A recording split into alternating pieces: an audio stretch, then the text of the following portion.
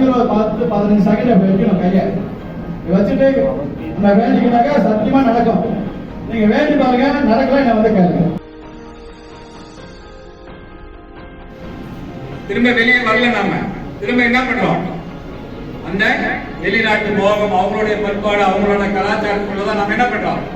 போறோம், டிவியை பார்க்கிறோம், சினிமா பார்க்கிறோம், அதுல என்னெல்லாம் இருக்கோ அதே போல நம்ம மாற்றி கொள்கிறோம். நமக்கு என்ன ஒரு பண்பாடு, தமிழ் பண்பாடு பெருமையா சொல்லுவோம் வெளியில போனா. ஆனா அந்த பண்பாடை எடுத்துக்கிறோமா? இல்ல. கொஞ்சம் கொஞ்சமா என்ன பண்றோம்? டிவி போகவோ சினிமா போகவோ இல்ல இருக்கிற இந்த இது உலகமே இருக்குல்ல, இந்த மோகத்துக்கு உட்பட்டு நாம் அந்த மோகத்துக்கு போறோம். அப்ப அதனால நம்முடைய கலாச்சாரத்தையும் பண்பாடு என்ன பண்றோம்? இழுந்து கொண்டு வருகிறோம். அதான் சார் சொன்னாங்க, முடிவெட்டுல இருந்து நிறைய நம்ம பழக்க வழக்கத்தை மாற்றி இருக்கும். இன்னைக்கு பாத்தீங்கன்னா இந்த உணவு பழக்கத்துல கூட பாருங்க, ஒரு காலத்துல களி கூழு நீங்களாம் சாப்பிட்டீங்களான்னு தெரியாது. எங்க வயசுல நாங்க சின்ன வயசுல இருக்கும் போது களி கூழு சகஜமான ஒன்று. இன்னைக்கு இருக்கா? இன்னைக்கு ஹோட்டல் ஆயிடுச்சு. விவசாயம் பண்றவங்க பழைய கட்டியே கொடுப்பாங்க காலையில. இன்னைக்கு வந்து இந்த பழக்கமே இல்லை.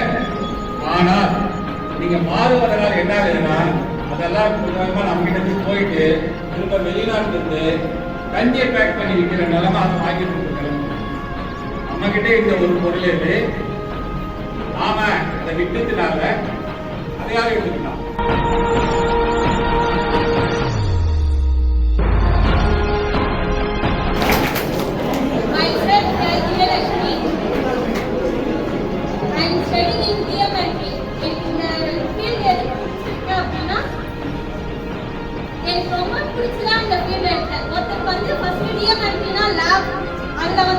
ஒரு நோயாளியை வந்து கண்டுபிடிக்கிறது, என்ன நோய் வந்துருக்கு அப்படின்னு சொல்லி கண்டுபிடிக்கிறது அப்படின்ற ஒரு இதுதான் டிஎம்ஐடி.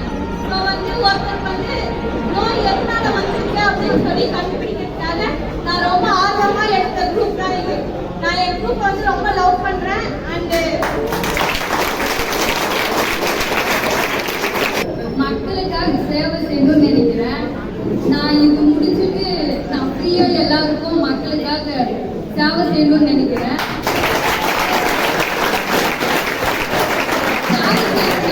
பரவாயில்ல, கண்ணியத்துடனும் நேர்மையுடனும் சேவை செய்யணும்னு நினைக்கிறேன்.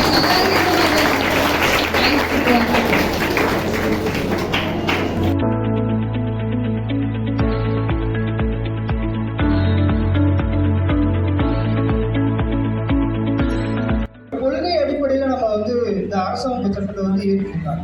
கான்ஸ்டியூஷன், இந்தியன் கான்ஸ்டியூஷன் எப்படி கொண்டு வந்திருக்காங்க அப்படின்னா 3 விஷயத்தை வச்சு அடிப்படையாக கொண்டு வந்திருக்காங்க. ஒன்று சமூக நல்லிணக்கம், இன்னொன்று சோசியலிசம், இன்னொன்று ஜனநாயகம். இந்த 3 விஷயத்தை அடிப்படையாக கொண்டுதான் ஒரு சட்டத்தை இயற்றிருக்கிறாங்க. அது யார் இயற்றுறது? கான்ஸ்டியூஷனை யார் வகுத்தது? யார்? அம்பேத்கர்.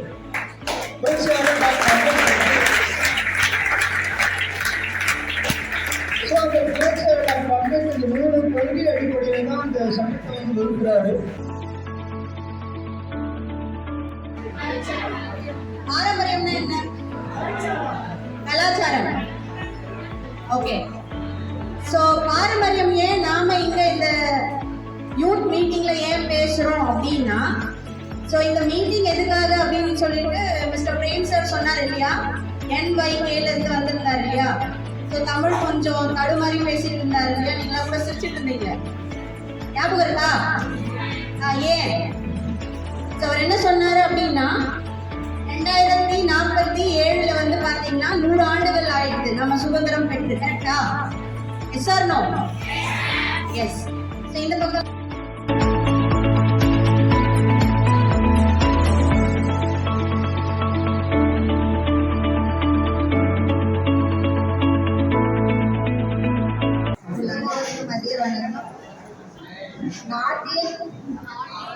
நாட்டின் வளர்ச்சிக்கான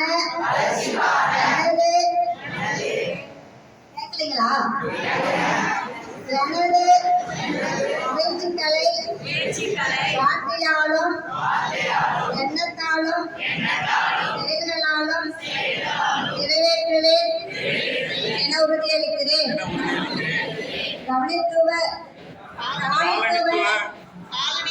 காலனித்துவ அடையாளங்களிலிருந்தும் அடிமை மனோபாவத்திலிருந்தும் என்னை நான் விடுவித்துக் கொண்டு என உறுதியளிக்கிறேன்.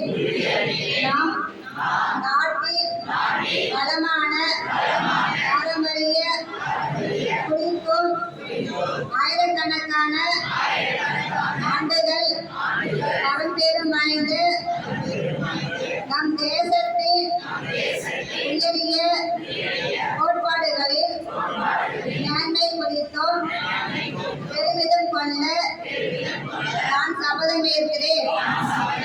நாட்டின் ஒருமையையும் ஒருமைப்பாட்டையும் அப்படியே வைத்து காக்கவும் நாட்டை சீர்குலைக்கும் சக்திகளால் அதன் முழுமை கெடாத வகையில் பாதுகாக்கவும் நான் இடைவிடாத முயற்சிப்பேன் என்று நான் சபதமேற்கிறேன். ஒரு குடிமகனாக எனது கடமைகளை பற்றி என்னை பயிற்றுவித்துக் கொள்ளவும் எனது நடத்தை மற்றும் செயல்களில் இந்த கடமை உணர்வை முன்னெடுத்து செல்லவும் நான்